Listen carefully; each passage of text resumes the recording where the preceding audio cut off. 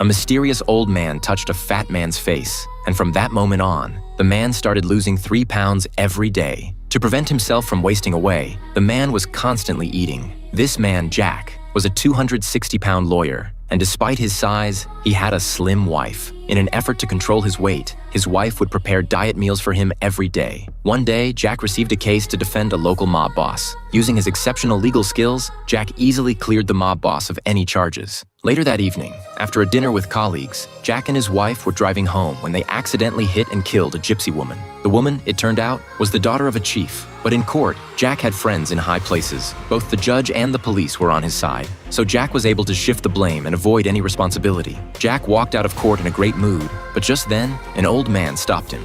Little did Jack know, the old man was a relative of the deceased. The old man reached out and touched Jack's face, saying, "Lose some weight." Though Jack was confused by this, he didn't think much of it. However, strange things began to happen in the following days. Jack started losing weight rapidly, shedding 3 pounds every single day. His wife was thrilled, thinking that her diet plan was finally working. But soon, they realized something was wrong. One day, Jack and the judge went golfing. While in the shower afterward, the judge mentioned that he had recently met the gypsy chief. The old man had touched his chest, and the very next day, his chest started to rot. The judge was worried that he might have caught some kind of infectious disease. Jack, now worried, cautiously touched his own face. Could it be that he had been infected too? But contrary to his fears, his face didn't rot. Instead, his weight continued to drop, and even faster than before. His wife was concerned, but figured the diet was still doing its job. To be safe, she insisted he stop eating the diet meals. But Jack wasn't worried. In fact, he was quite pleased with the results, bragging that he hadn't eaten diet meals for a while.